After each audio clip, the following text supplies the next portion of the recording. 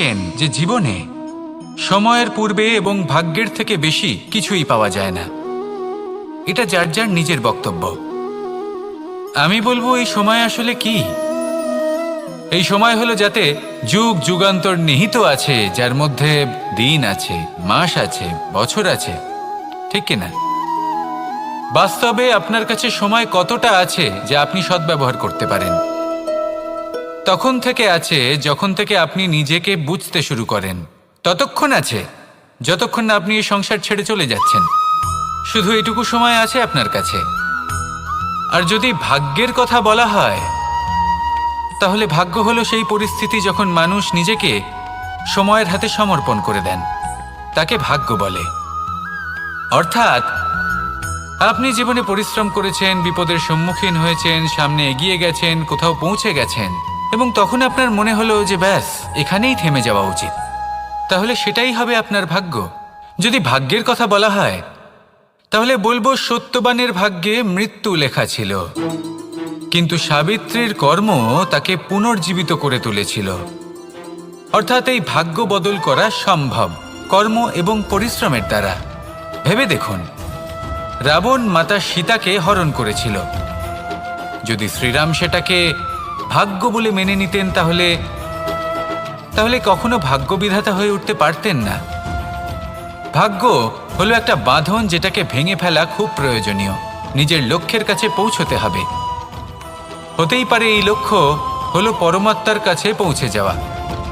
আপনি যদি পরমাত্মার কাছে পৌঁছতে নাও পারেন, তাও সেই পথে কিছুটা অগ্রসর হতে পারছেন, তাই না? তাহলে ভাগ্যের এই বাঁধন ভেঙে ফেলুন, নিজের কর্মের দ্বারা নিজের প্রারব্ধ গড়ে তুলুন এবং আমার সাথে ভালোবেসে বলুন, রাধা রাধা। মানুষের একটি সমস্যা আছে যে মানুষ সাফল্যকে মাপতে থাকেন, লক্ষ্যপ্রাপ্তিকে মাপতে থাকেন এবং তার তুলনা করতে থাকেন যে ও এত কিছু পেল আর আমি পেলাম না, ওর কাছে এত কিছু আছে কিন্তু আমার কাছে নেই। এই তুলনা করার জন্য ওনারা দুঃখী হয়ে পড়েন, নিরাশ হয়ে পড়েন। তাই আমি একটা প্রশ্ন করছি যে এটা কি উচিত? এই সংসারে আপনি কি নিয়ে তুলনা করবেন, যেখানে সূর্যদেব চন্দ্রমা দুজনেই আছেন, দুজনেই হলেন বিশেষ, দুজনেই নিজ নিজ সময়ে উদিত হন।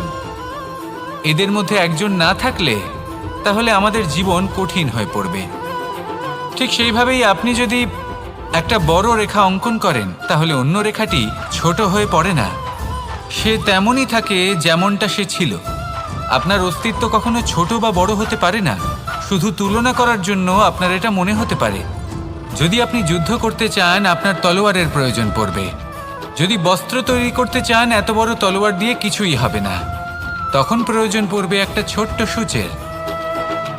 তাই তুলনা করবেন না, না নিজেকে ছোট মনে করবেন, না অন্য কাউকে। সবার সাথে সহযোগিতা করুন, আর যদি তুলনা করতেই হয় নিজের সাথে করুন, যে কাল আমি কেমন ব্যক্তি ছিলাম, আজ কি তার থেকে শ্রেষ্ঠ হয়ে উঠতে পেরেছি? ভেবে দেখুন ভবিষ্যতে গিয়ে আপনি কতটা শ্রেষ্ঠ ব্যক্তি হতে পারেন। আসুন আমার সাথে ভালোবেসে বলুন, রাধা রাধা। বস্ত্র আমাদের সকলের প্রিয়, এটা আমাদের জীবনযাপনের জন্য প্রয়োজনীয়। আমরা সবসময় চেষ্টা করি সেই বস্ত্র পরতে যা পরলে আমাদের দেখতে ভালো লাগে। কিন্তু কখনো এই কথা ভেবে দেখেছেন যে কিছু বস্ত্র যদি স্বচ্ছ হয়, তাহলে তা পুরনো হলেও দেখতে ভালো লাগে? ঠিক তেমনই যেমন কোনো খাবার যদি মশলাদার না হয়, অত্যন্ত সুস্বাদু নাও হয়, কিন্তু যদি তা গরম হয়, টাটকা হয়, তাহলে খেতে ভালোই লাগে। ঠিক সেইভাবেই যদি কোনো ব্যক্তি সুন্দর নাও হয়, কিন্তু তার কথা খুবই মধুর হয়, তাহলে সেই ব্যক্তি সকলের প্রিয় হয়। কোনো ব্যক্তি যদি ধনবান নাও হন, কিন্তু তিনি যদি গুণী হন, তাহলে এই সংসারে সম্মান লাভ করেন। সেই জন্য কখনো এই বিষয়ে দুঃখ পাবেন না যে আপনার কাছে ভৌতিক স্বাচ্ছন্দ্য নেই। আপনার কাছে সবথেকে বড় বস্তু, সবথেকে মূল্যবান বস্তু যেটা আছে, সেটা হলো আপনার আত্মা, আপনার মন, আপনার বিচারধারা, আপনার গুণ, আপনার কথা। এগুলো সবসময় শুভ রাখুন এবং সবসময় নিজের সাথে রাখুন। এই জীবন সফল হবে এবং প্রেমময় হয়ে বলে উঠবে, রাধা রাধা। নন্দ বাবাও খেলার ছলে খুব বড় বড় শিক্ষা দিতেন। অনেকদিন আগেকার কথা, বাবা আমার জন্য একটা মানচিত্র নিয়ে এলেন। এটা ছিল জম্বু দ্বীপের মানচিত্র, ঠিক যেন একটা ধাঁধা, যা টুকরো টুকরো করে বিভিন্ন দিকে ছড়ানো, যেগুলোকে আমায় জুড়তে হতো। ব্যাস শুধু এটুকুই ছিল আমার কাজ। আমি বারবার প্রচেষ্টা করলাম, কিন্তু বারবার অসফলই রয়ে গেলাম। বাবা এটা দেখলেন এবং হাসলেন। বাবা বললেন, একটা কাজ করো, এই প্রত্যেকটি অংশকে উল্টে রাখো। আমিও উল্টে রাখলাম। তারপরে দেখলাম প্রত্যেক অংশে মানুষের শরীরের কোনো না কোনো অংশ চিহ্নিত। কোথাও হাত আছে, পা আছে, কোথাও মুখ আছে। বাবা বললেন যে এবার এটা জুড়তে চেষ্টা করো। আমিও জুড়ে দিলাম। মানুষের মানচিত্র পূর্ণ হলো। এবার বাবা বললেন, এটা উল্টে রাখো, মানচিত্র পূর্ণ আকার ধারণ করেছে। আমি বললাম, ঠিক আছে। আমি উল্টে রাখলাম। দেখলাম জম্বুদ্বীপের মানচিত্র পূর্ণ হয়েছে। বাবা বললেন, যদি দেশকে সফল করে তুলতে চাও, শক্তিশালী করতে চাও, স্থির বানাতে চাও, তাহলে সবার আগে দেশবাসীকে একত্রিত করতে শেখো। সকল সৈন্যগণ যখন একজোট হয়ে দাঁড়াবে, তখন দেশের শক্তি আরো বেড়ে যাবে। শুধু তাই নয়, বাবা বললেন, যদি ভালোবাসার সাথে জড়িয়ে পড়ো, তাহলে পরমাত্মাও তোমার সামনে এসে দেখা দেবেন। তাহলে এটাই করুন, আর আমার সাথে ভালোবেসে বলুন, রাধা রাধা। ছোটবেলা থেকেই আমি গরু চড়িয়ে অভ্যস্ত, সেই জন্য সকলে আমাকে গোপাল নামে ডাকত। কিন্তু গোপাল হয়ে আমি একটা অমূল্য শিক্ষা লাভ করেছি। আমি দেখেছি যে গৌশালাতে অনেক বাছুরের মধ্যে একটি গাই তার নিজের বাছুরকে অবশ্যই চিনে ফেলে। যেখানে সমস্ত বাছুর একই রকম দেখতে এবং প্রত্যেকের স্বরও সমান, তারপরেও সকল বাছুরের মধ্যে নিজের বাছুরকে ঠিক চিনতে পেরে যায় এবং তার সাথেই থাকে। ঠিক এইরকমই কিছুটা হয় আমাদের কর্ম এবং তার কর্মফল। আপনি সবার মাঝে থেকেও কোনো কর্ম যদি করেন, সেই কর্মফল সবার মধ্যে আপনাকে চিনে ফেলবে এবং আপনার সাথেই থাকবে। তাই যখনই কর্ম করবেন, ভেবে চিন্তে করবেন। কোনো কর্ম করার আগে একবার ভেবে দেখুন, তাহলে জীবনে বারংবার অনুতপ্ত হতে হবে না। কারণ বিষয়টা কিছুটা এরকম যে এই সংসারে আপনি কাল, কর্মফল এবং সময়, এই তিনের হাত থেকে কখনো লুকোতে পারবেন না, কখনো পালাতেও পারবেন না। আসুন আমার সাথে ভালোবেসে বলুন, রাধা রাধা। জন্ম এবং মৃত্যু, একটি হলো জীবনের সূত্রপাত, আরেকটি জীবনের সমাপ্তি। এটা হলো একটি চক্র, এবং প্রত্যেক চক্রের মতোই এটাও যেখান থেকে শুরু হয় সেখানে এসেই সমাপ্ত হয়। অর্থাৎ প্রত্যেক ব্যক্তি যারা জন্ম নিয়েছেন, তার জন্মের সাথে এটা সুনিশ্চিত হয়ে যায় যে তার মৃত্যু হলো অবশ্যম্ভাবী। এই সংসারে এমন কিছুই নেই যা চিরকালের মতো থেকে যায়। এবার এটা আমরা সবাই জানি। আমাদের কাছে যে জীবনটা আছে, যেটা আমরা যাপন করতে পারি, সেই সময়কালে আমরা কি করতে পারি সেটা গুরুত্বপূর্ণ। এমন কিছু করুন যার ফলে মৃত্যুর পরেও আপনি অমর হয়ে থাকবেন। আমাদের কথা, আমাদের কর্ম এই সংসারে প্রেরণা প্রদান করতে পারে।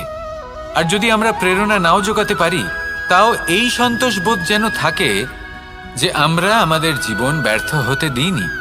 এই জীবন যাপন করার ইচ্ছেতেই আমরা সময় ব্যর্থ করে দিই। আর এই জীবনকে যাপন করার সর্বশ্রেষ্ঠ উপায় হলো এটাই যে কখন আমাদের মৃত্যু হবে, কিভাবে আমাদের মৃত্যু হবে, এই চিন্তা ত্যাগ করে যেন আমরা বর্তমানে বেঁচে থাকি, আজকে বেঁচে থাকি, আজকে দাঁড়িয়ে কর্ম করি এবং আজ যে সংকট সামনে তার সম্মুখীন হই। ভবিষ্যতের পথ নিজে থেকেই উন্মুক্ত হবে। আপনার জীবনে অনেক বড় বড় বিপদরূপী পাথর আসবে। সেই পাথরগুলিকে এতটাই দুর্বল করে দিন যাতে সেই পথ আপনি অগ্রসর হওয়ার পরে আপনার পেছন পেছন যে সেই পথ দিয়ে আসবেন, তিনিও যেন সহজেই পাথর চূর্ণ করে সামনে অগ্রসর হতে পারেন।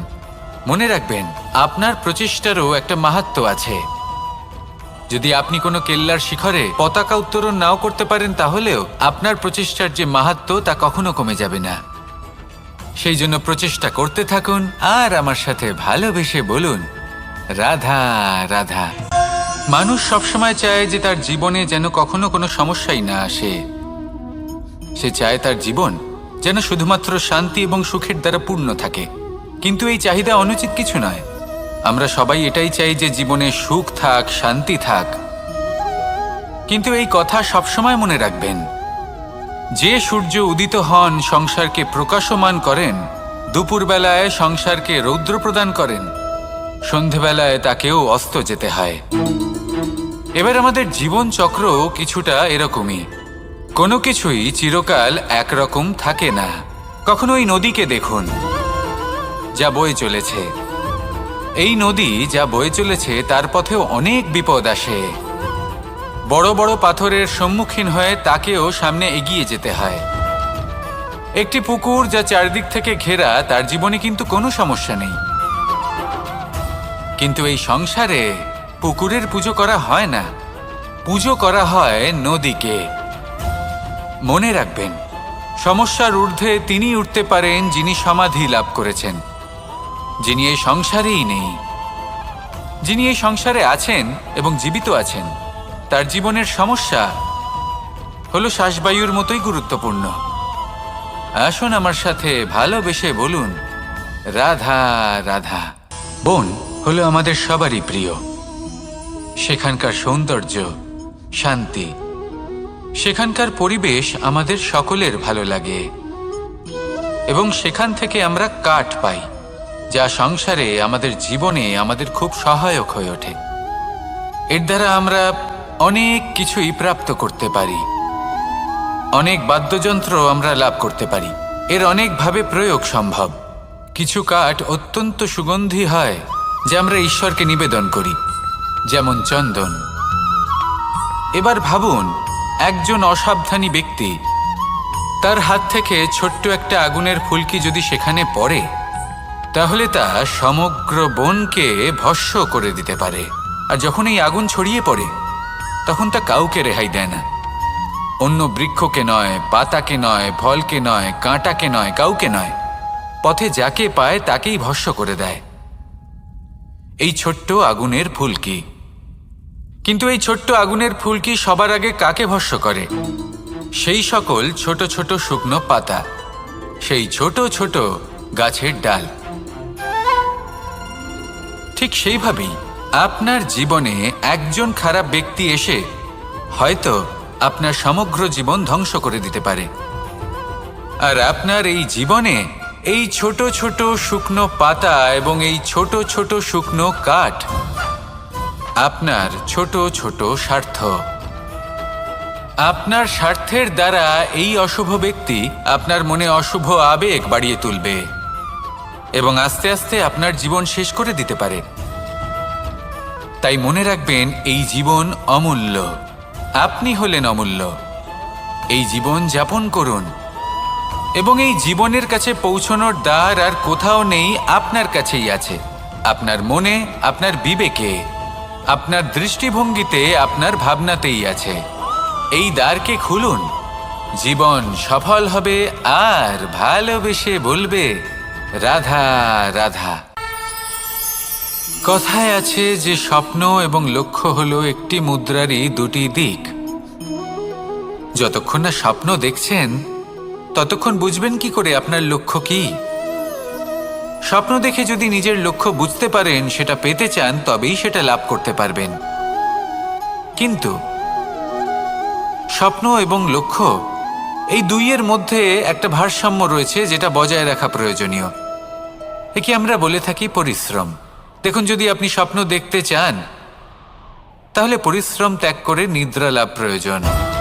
কিন্তু যদি আপনি লক্ষ্য লাভ করতে চান, তাহলে আপনাকে নিদ্রা ত্যাগ করে পরিশ্রম করতে হবে। তাই আলস্য ত্যাগ করুন এবং সিদ্ধান্ত নিন যে আপনি কি চান।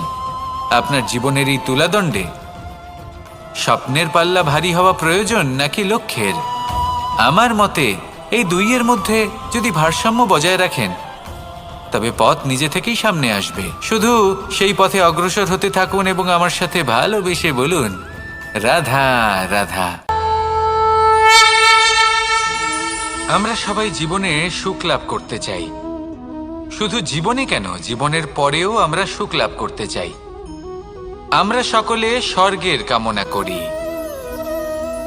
কিন্তু খুব সহজ একটা কথা, যদি আপনি স্বর্গলাভ করতে চান তাহলে প্রথমে মৃত্যু লাভ করতে হবে। আপনি যদি প্রাণই না দেন তাহলে আপনি স্বর্গলাভ কিভাবে করবেন, তাই না? শুধু এই ছোট্ট একটা বিষয় দ্বারা আমরা জীবনে অনেক কিছুই শিখতে পারি। যদি আপনার কোনো লক্ষ্য থাকে, কোনো মনোবাঞ্ছিত স্থান থাকে, কোনো বড় কাজ আপনি করতে চান, তাহলে সেই সবই হবে।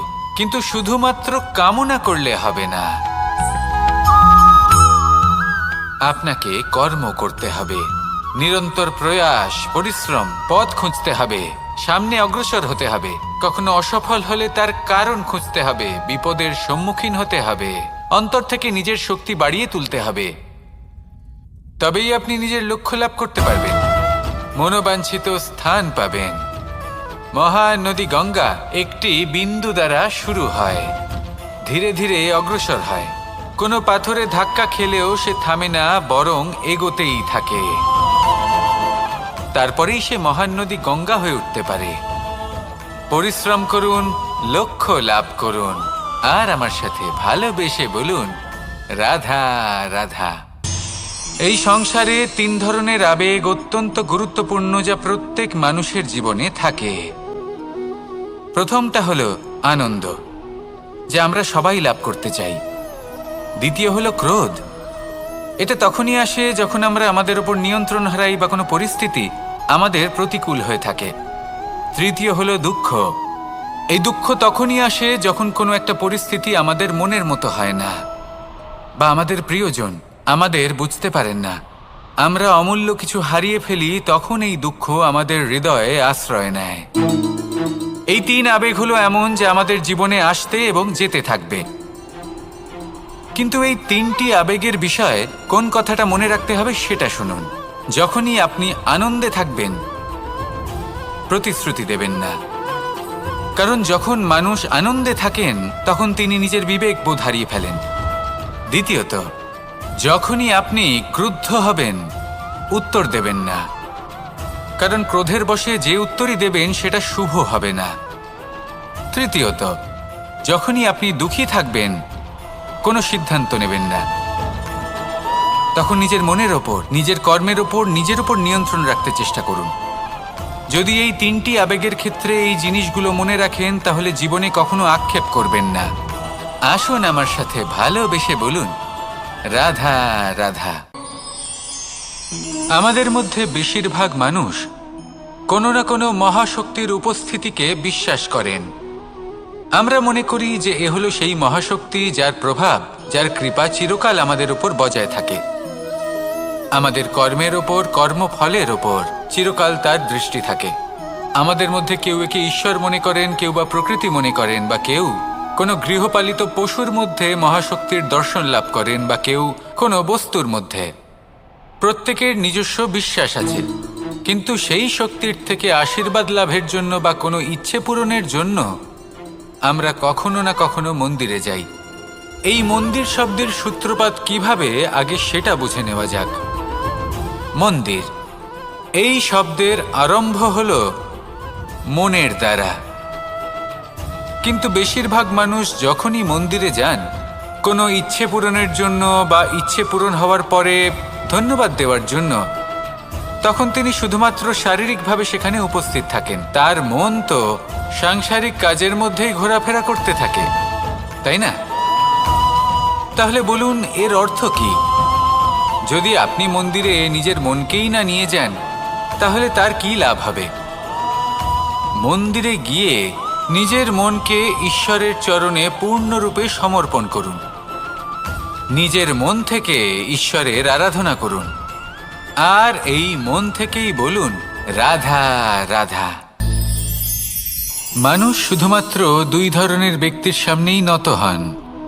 একজন হলেন তিনি যাকে তিনি সম্মান করেন, আর আরেকজন যাকে তিনি ভয় পান। এবার কোনো ব্যক্তি যদি আপনার সামনে নত হন, তাহলে তার পেছনের কারণ কি? আপনার প্রতি সম্মান নাকি আপনার প্রতি ভয়? সেটা আপনাকেই বুঝতে হবে। যদি আপনি এমন মনে করেন যে তাতে কি যায় আসে, ভয় হোক বা সম্মান, কেউ আমার সামনে নত তো হচ্ছেন। যদি এটা আপনার চিন্তা ভাবনা হয়, তাহলে আপনাকে মনে করিয়ে দিই, এই সময় এই সময় বদলাতে বেশি সময় লাগে না।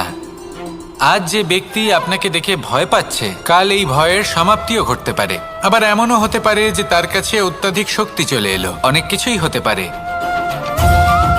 তাই মনে রাখবেন, যে মাথা ভয়ের কারণে নত হয় তা সময় এলে সবার আগে বিরোধিতা করতে পারে, আর যে মাথা সম্মানের কারণে নত হয় আপনার জন্য নিজের শিরচ্ছেদও সে করতে পারে। তাই সকলকে আপন করে নিন, কিন্তু ভয় প্রয়োগ করে নয়। কর্ম করুন এবং সম্মান অর্জন করুন। শুধু এটাই করুন আর আমার সাথে ভালোবেসে বলুন, রাধা রাধা। সূচের শেষে একটি ছিদ্র থাকে যার দ্বারা আমরা এই সুতো পরাতে পারি, আর তারপর সূচের সাহায্যে এই সুতো দিয়ে বস্ত্র সেলাই করা যায়। কিন্তু যদি সুতোটা সোজা করে ধরা না হয় তাহলে সূচে কখনো এই সুতো পরানোই সম্ভব নয়।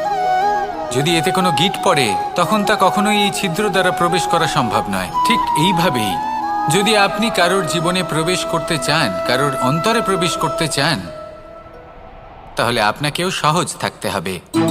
এতে কোনো গিঁট থাকলে চলবে না, অর্থাৎ মনে যাতে কোনো মালিন্য না থাকে, যেন কোনো কুচিন্তা না থাকে। যদি এসব থাকে তাহলে আপনি কখনো কারোর জীবনে প্রবেশ করতে পারবেন না। আর যদি কোনোভাবে আপনি প্রবেশ করেও যান তাহলে তার মনে ঘর করতে পারবেন না। নিজেকে এই সুতোর মতন করে তুলুন, সহজ। মনে যেন কোনো কুচিন্তা না থাকে, সবার প্রতি যেন সদ্ভাবনা থাকে, শুভ চিন্তা থাকে। এমনটা করতে থাকুন। এমন একটা দিন আসবে যেদিন এই সমস্ত সংসারের ব্যক্তির মনে আপনি বাস করবেন, আর তখন এই মন প্রসন্ন হয়ে বলবে, রাধা রাধা। সূর্য হলেন আমার অত্যন্ত প্রিয়। প্রতিদিন আমাকে নতুন শিক্ষা দিতে থাকেন। একবার সূর্যকে দেখুন। 4 প্রহর পর্যন্ত উনি অন্ধকার সহ্য করেন, তারপর আস্তে আস্তে উদিত হন। প্রথমে লাল, তারপর গেরুয়া, তারপর শ্বেত বর্ণ ধারণ করেন। আস্তে আস্তে আকাশে উদিত হন, আর তারপর সমস্ত সংসারে প্রকাশমান হয়ে উঠবেন। এ হলো সূর্যের তপস্যা, তার ধৈর্য, তার প্রতীক্ষা, তার পরিশ্রম, যার ফলে উনি সংসারে সর্বোচ্চ স্থান অধিকার করেছেন। যদি আপনিও এই সংসারে সূর্যের মতোই মহান হয়ে উঠতে চান, সূর্যের মতো এই সংসারে সর্বোচ্চ স্থান অধিকার করতে চান, তাহলে আপনাকে সূর্যের মতোই তপস্যা করতে হবে, প্রতীক্ষা করতে হবে, ধৈর্য ধরতে হবে, পরিশ্রম করতে হবে। তবেই এই সংসারে আপনি সম্মান লাভ করবেন, যশ লাভ করবেন। আসুন আমার সাথে ভালোবেসে বলুন, রাধা রাধা।